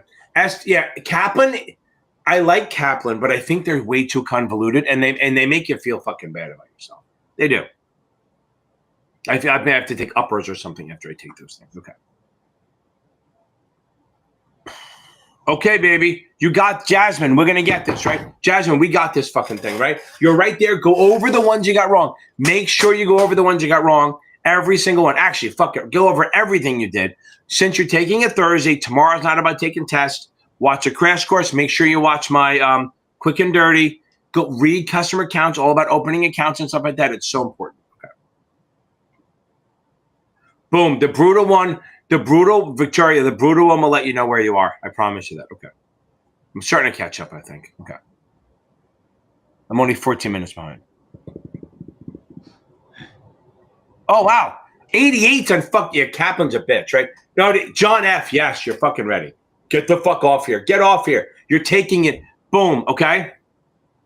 You're starting high 60s. You're in the 80s on Past Perfect. You're solid. Whenever you switch vendor, you drop. And if you only drop to a 68 on a Kaplan one after switching vendors, you're in great shape. Go take this thing. You're a badass. Get off here. Watch my quick and dirty. Read a little bit of customer accounts and go bang this out. Okay. Carter, yeah, that's solid. Those are hard questions, my man. They're not easy.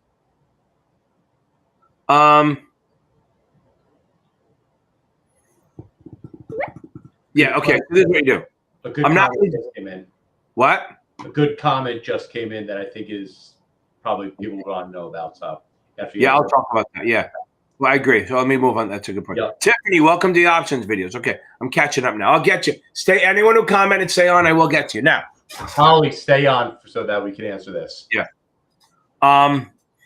So taxable. This is so. Wait. You understand the corporate one? You just divide by the same thing. So understand. You're trying. If I give you a 4% muni, I'm asking what corporate bond would give me the same return after taxes. So if I have a 4% muni and I'm in the 80% bracket. Oh, no. Okay. If I'm in the, no, that's some bad shit. Okay, hold on. You live in another country. I know. That's like Canada and shit. Okay. So let's say I have a 4% bond. I'm in the 20% bracket. I do 4 divided by 100 minus the tax bracket. So I would need a 5% bond. Okay. So if I got a 5% corporate and after I paid my 20% taxes, I'd come in at 4, which is what my 4% is. So it's literally, if you know how to do the corporate, you take your corporate, multiply times 100 minus the tax bracket to get the tax equivalent. You do the same thing. You do the muni or the tax exempt divided by 100 minus the tax bracket, and you get it. Whatever that is, that's the corporate you need to get the same return. If you can get higher than that, it's better. If you get lower, it's not worth it. You're better off buying the muni. So it's literally just the opposite. So you still always do 100 minus the tax bracket, and you multiply the corporate or you divide the muni. I say the multiply the corporate or divide the muni. So if it's a corporate, you multiply times 80%. If it's a muni, you divide by 80%. And that gives you the other one. Yeah, it's not much deeper than that. You got to know, like, if you have a place of business. No, that's a different test. If you have, yeah, you don't have to know more than that. I mean, do you have to know the 10-day shit? I wouldn't worry about that too much. Just know that if it's a mutual fund, CMO, DPP, option, or future. Well, let's say investment company, option, DPP, CMO, or future. You do have to file it with FINRA, but they're not going to ask you 10 days before or after. I mean, and if you have to remember it, the only ones that are 10 days before, I think, are options under certain rules. Yeah, there's so many different rules for it. Options, and if you have self-created rankings, like you create your own rankings, you have to pre-file it. But remember, if you do your own rankings, you have to make sure that that you list how you did the rankings and how many mutual funds are in there. But that's such a rare thing. Okay. Find my crash course. For the 7, I have a crash course with 11 videos. One fucking video? You have 4 fucking days and you want one video? Watch my crash course. Find my Series 7 crash course, watch that, and then, yeah, that works. And then if you want to do the options math, do that. I mean, not the options math. I have a FINRA Series 7 math video. It's called Mathapalooza. That'll help. That's one of my favorite videos, where I literally just do math problems over and over and over again. Guys, don't forget, if you guys need a little extra help and you don't want to end up paying for a tutor, for me, whatever, I do groups every Friday night. Tomorrow night I do the SIE, and then on Friday night we do the 7 at 7, and then the options at 8. And even the options, $50 a month, which means you're getting 8 classes a month, which is like $7 a class. It's fucking cheap. Okay. Igor. If you're passing, you're fine. Well, I'm going to tell you one thing. Since you have a Spanish name, you need to make sure that your U4, I swear to God, this happens all the time. Make sure your U4 matches the exact same order of your names as your license or your ID. They will not let you in if it's not. I promise you that. I've had it happen a lot of times.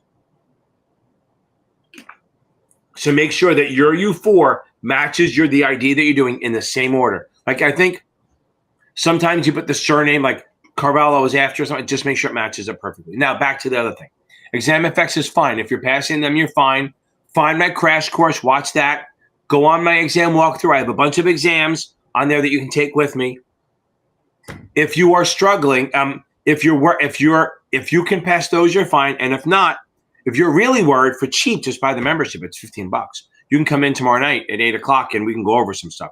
Because there's really like 3 or 4 people in there. Like the 2 people in there before passed already. So it's a small group, and it almost becomes like a private tutoring lesson. Okay, Carter, I'd say about 90 questions for suitability. But remember, suitability, Aaron, I will get you, Aaron, and we'll go. So it's not always like, well, does grandma want what percentage? It's something like, it's like, what are the risks of this? What are the rewards of that? Why would you do this? Why would a corporation buy a preferred bond, preferred stock? Because they only pay tax on half the dividend. Stuff like that. It's about 90 questions on there, okay? If I were to say buy one book for the SIE, achievable by far. It's all online, and they teach this shit better than anyone else. Okay, they teach it better than anyone else. Oh, also, if you don't like my tutoring, go check out Michael Weiss over at Series7exam.tutor, Series7examtutor.com. So here are your options. RHAM, get Achievable. It's by far the best. It's like $99. If you find my link in one of the videos, I think I have a $10 coupon that you can get $10 off. So it's $89. It's outstanding. You type in when you want to take it. They will give you exactly what to do every day. They teach it better than everyone else. Now, on the other part, we have a tutoring link, series7exam.org. It's me. I'm expensive. I'm $200 an hour. I have 3 other tutors that can do all the tutors can do the SIE. Michael can do the SIE. Mike and Arsene can do the 7. If you just need a quick 25-minute custom study plan, reach out to Jeff. That's only $25. Okay. And it helps a lot. And then if not, if you don't like my style, I'm a little too drop on my head kind of thing, go check out Michael Weiss at series7examtutor.com. But again, RHAM, get the Achievable. They're by far the best. If you really don't want to do that, STC is a strong second, but they're not as good. Okay. Oh my God.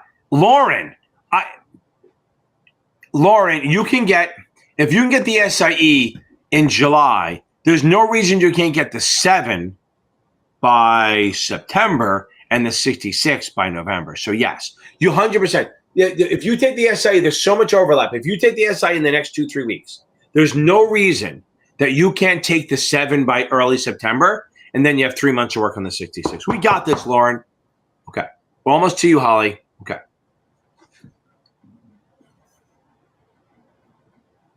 Read. You're 2 weeks away. Reread. Spend 2 days rereading some of the harder sections, right? Spend 2 days, just stop taking tests. Just go back and start reading for a couple of days. That's the easiest way. Okay. Okay. Now, here's my thing. They look nothing like the exam. So, and this is a big one. And I am a fan of using ChatGPT to help your studying, Holly. I do. I hope you're still here. I think you are, because I didn't lose anybody, a lot of people. Okay, so now, ChatGPT is amazing, okay? With limits. One, you need to double check their answers because sometimes they're wrong because they still think it's T+2. That's the key. That's a major part of the life of our business, and it still thinks it's T+2. There's a delay on ChatGPT of a certain amount of time. Isn't there, like, historically? Not anymore. They're pretty good. They just haven't updated for that. No, what it is that they're within a month or two for most things, right? It used to be longer, right? What? It used to be longer. Oh, it used to be 2021. Yeah, that's what I thought. Yeah, so my wife, 2 months ago, when the Pope died, it didn't admit the Pope died for like a month. Wow. It kept saying, I heard there were rumors, but I was like, whatever. So she got in a fight with it. Okay, so now, it's weird how you start thinking it's a person. It's really fucking scary. But here's the thing. This is what I tell people to do. Use GPT to explain big topics. And if you're on a topic and you want like 5 questions on just like that topic to make sure that you're getting what you're reading, totally cool. Don't make it do a whole exam. It's not going to help you. It's going to be wrong. So yes, I agree, Holly, that using it for like, say I go, look, I want more questions on preemptive rights. Boom, give me 5 questions on preemptive rights, make them difficult. And this is what you say, act like an SIE exam tutor, actually SIE exam writer.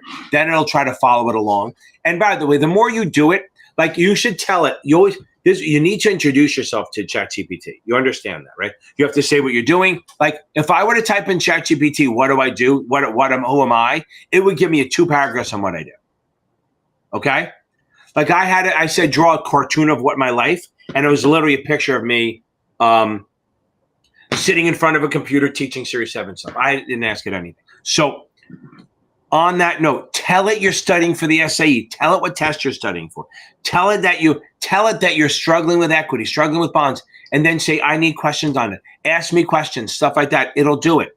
So, but you got to remember that the rules it's not going to be updated on the rules and stuff. But for topics, awesome. 5 questions on preemptive rights, 5 questions on warrants versus rights, totally cool. 5 questions on the wash sale, awesome. But double check the information. It absolutely is a great way to add questions to your repertoire. Ooh, big word, without actually wasting questions from your exam. I love it. Holly, I'm all on board. Okay. Oh, here we go. Clean up an A. Oh, clean up on L4. I got it. Okay. I hate when I do that. Okay. That's awesome. I do it. It's like, when they go, what is it? You're like, what does that say? Oh, it's like Pet renew. So you know pet value? It's like it's like PETVALU. So when I was younger, my daughter, she was, it's pet value. And I looked at it, like, it took me a second, I know it's pet value. Okay, so no. Okay, now we go. Clean up. I'm gonna give you a song anyway because we're near the end. I feel good. I knew it would. By the way, the YMCA and the Freedom one gets me banned all the time. Okay. NP, you're fine. Mid-70s, you're good. Oh, hold on. Oh, here, Arhan. Okay. Okay, this is the big thing. Did you not listen to me before? None of the fucking vendors match the test. None of them do. If you really want closer, STC is closer, not Kaplan. The reason you hear the Kaplan's closer sometimes, or whatever, is because that person took Kaplan and had one question that mirrored it, and they go, oh, it looks the same. None of the vendors do. Yes, achievable questions do not look like the test. So if you want to buy achievable and then buy the Kaplan question bank, fine. But again, just because the questions may look closer doesn't mean they teach it as well. Nobody teaches it better than achievable. No one. You want to own this shit, you do achievable. If you want to match the questions, yeah, buy the Kaplan Q bank for like $50 from Kaplan and just use that to test yourself. Totally fine. Or just buy the supplemental exams from STC. NP, you're good. Okay.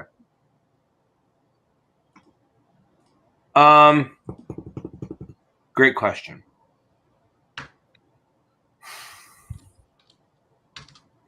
Here's what I asked you. Are you fired if you fail? If you're fired if you fail, I would move it. If you got another shot, fucking take it.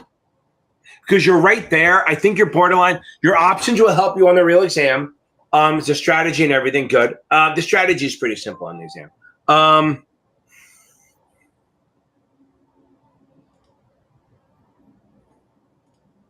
Bond calculations, that's good in logic. No, you're probably better than you think you are. It's just that sometimes STC tricks you. I think you're in good shape. But again, if you're going to be fired if you fail, or something bad happens, I would move it. I would push it back about a week. And then spend a couple days rereading some of the topics that you're weak on, like bonds and mutual funds and stuff. And tomorrow, read customer accounts, watch my crash course, especially the quick and dirty. Then you should be fine. You might actually be okay. Just if you're fired, it's a tough call. You're close. Okay. Mid-70s, baby. I say the same thing.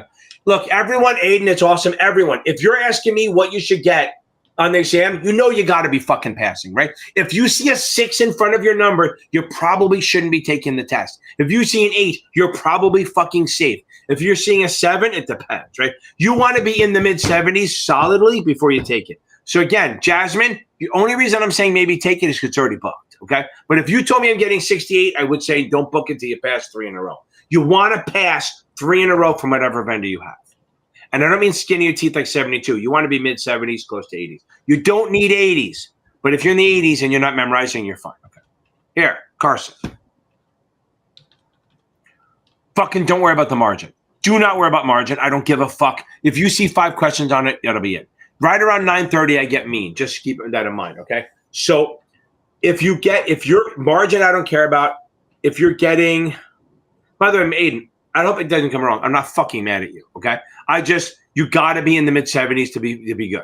I promise I'm not mad at you, okay? I'm just an angry fucker after 9:30. Yeah, don't worry about munis. You got to work on the munis, but again, the vendors, it makes me so mad. The vendors ask crazy fucking questions on munis.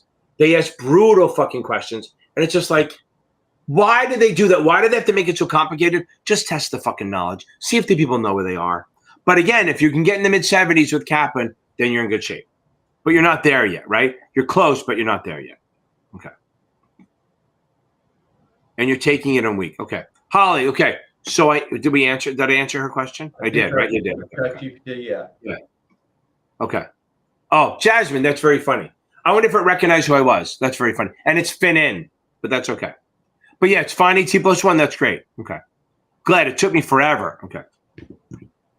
There you go. Look at that. So clean up on aisle 4. Boom. Carter, look at that.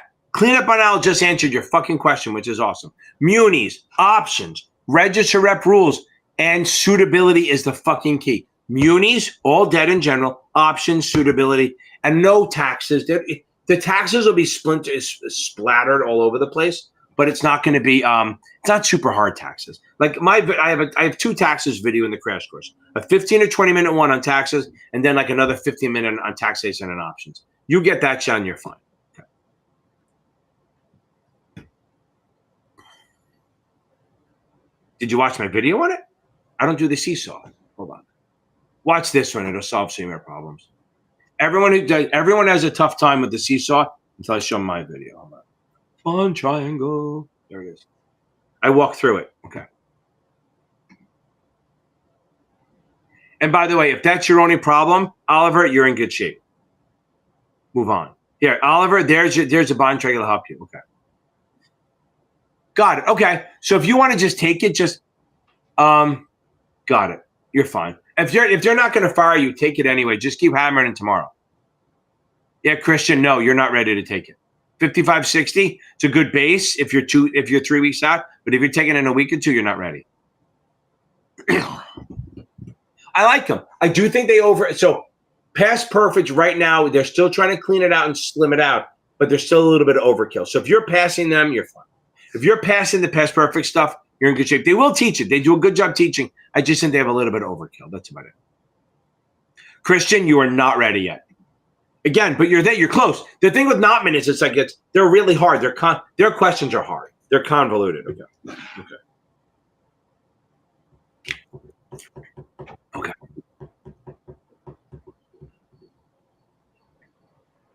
Okay. Just keep hammering the questions, baby. Hammering the questions. Oh, you have the Kaplan book and the achievable questions. Keep doing questions. And anyone taking the SIE, make sure that you have down 2 things for sure. All the investment risks, not just the names of them and what they do, and what the register up can and cannot do. So make sure you go through the FINRA rules, the prohibited activities, the register rep rules, associated person, all that stuff. That's all over the SIE. Yeah, again, I think yeah. So Christian, 55.60, you're not high enough. Okay. Christian just wrote that he's 5 weeks out.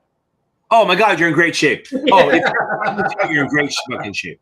Yeah, fucking world of fucking difference, right? Yeah. It's a fucking world of difference. If you're 55.60 with 5 weeks to go, you're ahead of the game. You're in great shape. Okay. As long as you're not memorizing, mid-70s. Seriously, as long as you're not memorizing, mid-70s. That's the way it goes. Okay.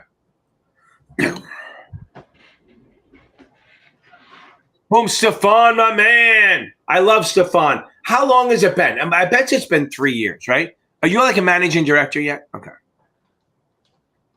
Stavros, I like Notman Marks. I think, Stavros, I like Notman Marks. I do. They're the nicest people in the world. Brian, is it Lisa? I think it's Liza. Lisa, I never know how to say her fucking name. And I'll always remember the wrong one. She's the CEO. She runs a great group. Their books are great. Their videos are really good. Their videos are really good. They push you doing the videos versus the books. It is what it is. But I like them a lot. I think as standalone, they're good. And especially for the 79. Okay. Bone Man. Yeah, fucking take it next week. As long as I'm memorizing, book it for fucking Monday. Don't even wait a whole week. Book it for Monday, baby. Okay. Carter.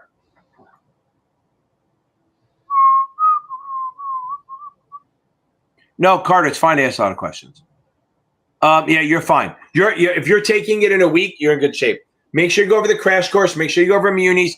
If you remember, a lot of times, guys, anyone taking the 7, pretty much whatever you're scoring on options in your vendor, it'll be like 5 to 10 points higher on the real exam because you're much more straightforward. You're actually going to be, other than STC, you're going to be annoyed. You'll be very annoyed at how straightforward the option questions are. And guys, don't look for tricks, please. There are not a lot of tricks on this shit. Okay. Rip, baby. Okay.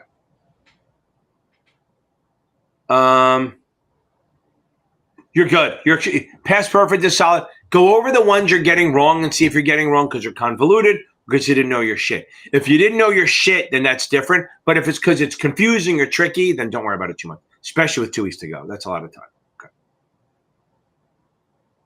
Okay. Christian, what test are you taking? Is he taking the SIE? I can't remember. Hold on. Boom. Angel in hell. You're good. From God's ears to you. If you're scoring in the 75s and you have 2 weeks to go, more than 2 weeks to go, you're in great shape. So relax. Fucking relax. You're never going to feel ready. Just get over it. Fucking man up or woman up. It doesn't fucking matter. You're in good shape. Those scores were 3 weeks ago. You're rock solid. Okay. Aiden, thank you. Okay. 5 years? Jesus Christ. Right. Stefan was on my lives when I had like 100 followers. He's like an OG. He's from the beginning. That's fucking crazy. Yeah. He's going to be an MD at some point. Okay. Okay. NP, you're fine. You're in great shape with your scores. Christian, if you're taking, okay. Hold on. Let me see where it is. So, Christian, if you're taking the SIE, don't bother because there's no need for it because it's only option stuff and you don't need those option things unless you're taking the 7. For the 7, it works. For SIE, save your fucking money. That's what you can do. If you want to join the thing tomorrow night, the SIE group, fine. But other than that, save your money. Aiden, I appreciate it, but you guys are the best for watching my shit. Okay. 5 years, NP, we got this. 4 years, right? That's with Fidelity, right? Yeah, that's right. You did the stuff and then you moved it to, I think it was in the summer. And then I remember he moved up like that. He moved up like in a second. Like he got promoted. He hit his quota or whatever. He got promoted like 2 months after he started. Okay. That's awesome. The CFP is a big deal. How do you like it? I'm going to have to hire you as a tutor, my man. You should reach out to me. Okay. Left side capital. Yes.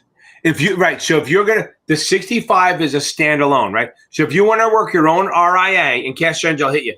If you want to work if you want to work as a standalone IA, you can just get the 65 and create your own shop or work for another IA. If you want to work for a broker dealer, you need the 7 and the 66. That's the way it goes. The only one that's a standalone, a lot of people did that. We were talking about this before. In the early 2000s, so many people, advisors left broker dealers and started their own shops. They gave up their 7 because they didn't want to deal with FINRA anymore. Okay. So yeah, easily, just Cassandra, go to series7exam.org.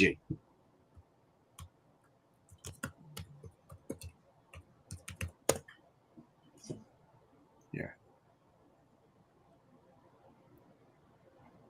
Or just tell Cassandra to email me. Yeah.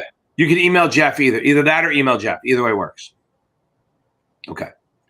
Lisa, thank you. Okay.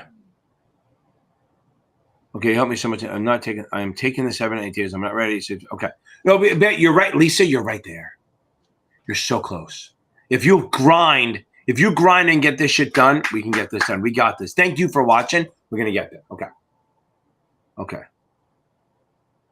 Let me get to this and then we get to left side capital in a second. You got another munis, okay? Yes, obviously options. Munis, taxes, customer accounts is always a good one to read the day before. It's not like there's a million of them, but there's enough to make you go, God, I wish I covered them. And then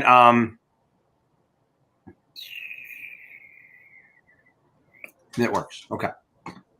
Now, the 7 is like the 7 and 65 have a lot of overlap, right?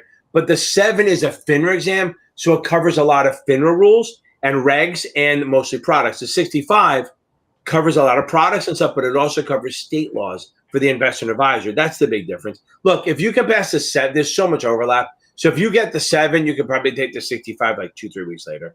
But if you have the 65, you can probably take the 7 like a month later. There's more on the 7 than the 65 as far as product goes, but there's a lot of overlap. Okay. Okay.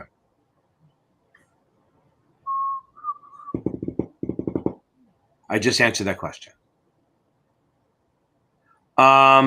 Mutual funds. Oh, also mutual funds. I would always so let me go through it. Options for sure. This is why, do you remember, and I may have done it. There's a, one of my guys told me that Netflix, they write no and everyone's like not paying attention. They was looking at a second screen. So that's why sometimes I answer something and they go, I didn't hear you answer it when I answered the question. So let me go back to this. So Thomas and Carson. Options, obviously. Munis, obviously. Customer accounts, you just want to read the day before. I would say make sure mutual funds and annuities you're good at. You don't have to own it, but I would make sure I'm very comfortable with mutual funds and annuities because you're going to get them on the test. Okay. I don't sell material. Oh, got it. I got it. That's funny. Okay. On the same day, hopefully not in the same center. That's really bad. Okay. I don't, but if you want, you can go to STC or Achievable has it. STC or Achievable, I have links for both of them in my videos. Not this video, but other ones. And then if you really don't want to go with them, you can buy Kaplan. This is what I say. Buy the STC or Achievable program, either one. And then when you get closer, go buy the Kaplan Q Bank and it'll help you. Okay.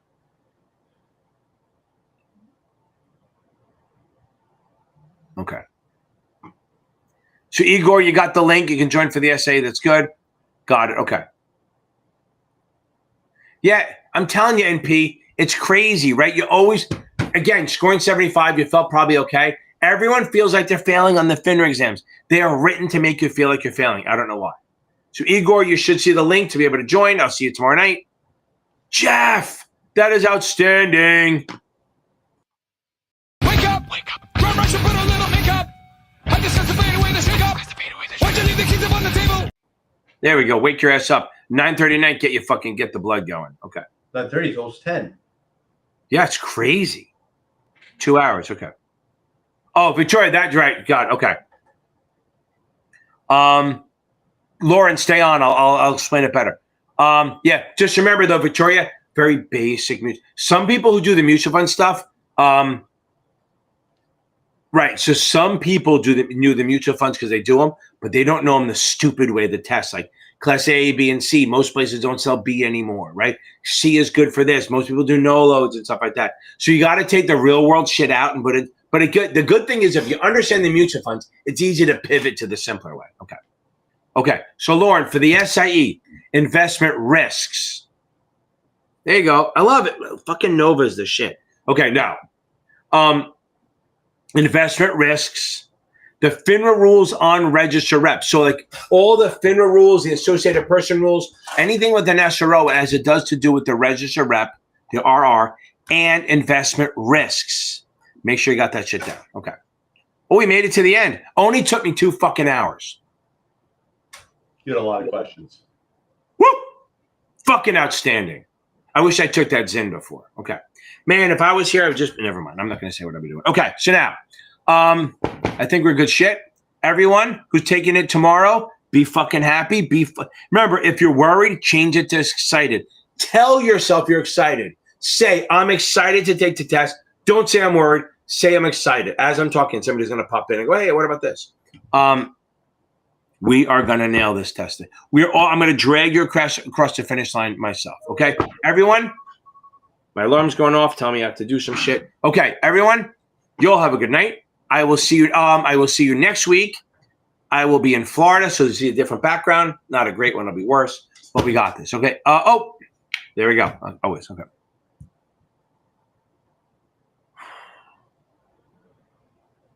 To initial. Well, you have to send this. You have to send the statutory by completion of the trade, which is when the confirmation has to go. Good materials needed to send in addition to an initial prospectus. Oh, you mean maybe a preliminary? You'd have to send a statutory by completion of the trade. I don't know if that helps, or within one settlement day, which is when the confirmation is due. Okay. Boom. Victoria, we're going to nail this thing. I will see you guys next week. Love you too, baby. Move on. Okay, so now I'm heading out of here. Guys, it was fun. I love this thing. It was awesome. And I'm going to make you watch my stupid video, which is my favorite one. We know it's coming. Jeff's like, you shouldn't do it anymore, but I don't care. You all got to watch it. Jesse, how have you been? I've been great. I'm back, and you're fired. Hello, all. No need to run. Your fates have already been sealed. You're safe. Oh, my God. You're safe for now. Hello, nice to see you. Who's your best client? Jesus. I represent John and Kate Pussett.